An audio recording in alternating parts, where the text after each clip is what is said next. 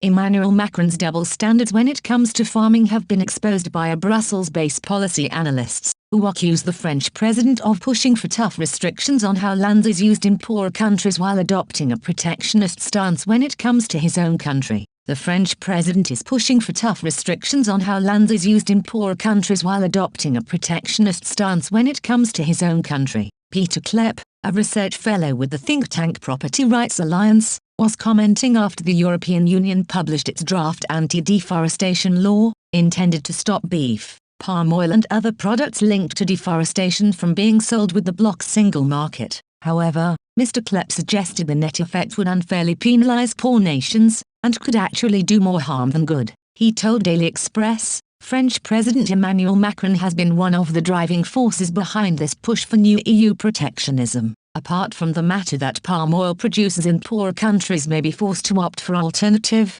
more damaging land use, it is ironic that the same Macron has been fighting tooth and nail to prevent French farming companies from losing out on lucrative EU agricultural subsidies that are tied to ownership of agricultural land. In effect, the same EU which was subsidizing intensive agricultural land use was trying to restrict how land was used in poorer parts of the world, Mr. Klepp explained. He added, this kind of protectionism then benefits EU agricultural interests that are often living off taxpayers. Roughly one-third of the EU's €1.1 trillion multi-annual budget was still spent on the agricultural sector, Mr. Klepp pointed out. He said, the money is still mainly distributed on the basis of ownership of agricultural land, with 80% of the cash going to 20% of the recipients. In other words, large industrial concerns are the benefactors. They probably do not mind that the same EU which is subsidizing intensive agriculture in Europe with taxpayers' money goes around banning imports from outside the EU,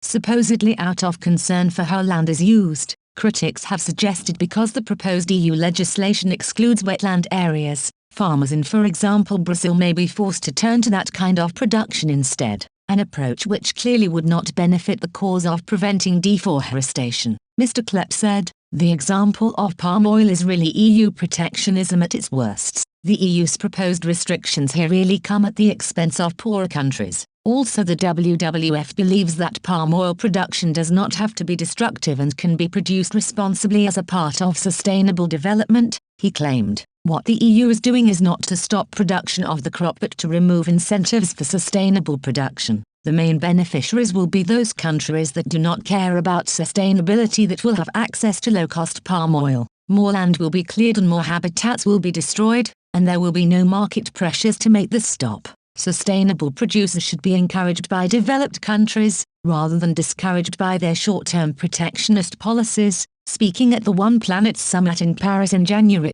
Mr. Macron pointed to the failure to implement the UN's so-called Aichi biodiversity targets for 2020. He added, not a single one of the 20 Aichi targets has been implemented, such as putting an end to species extinction or cutting pollution, and we have to face up to this failure and learn its lessons. Commenting on the EU's policy in 2019, the World Wildlife Fund warned, the EU ban on palm oil favors alternative crops like rapeseed and soybeans that are grown in Europe as a source of oil for biofuel. However, these alternative crops require much more land to generate the same amount of oil as palm plantations, and they store less CO2 than palm oil. Rapeseed, for example, produces 4 to 10 times less oil than palm oil per unit of land and requires more fertilizer and pesticides. Net palm oil production is more efficient in preventing climate change through biofuel than alternative crops.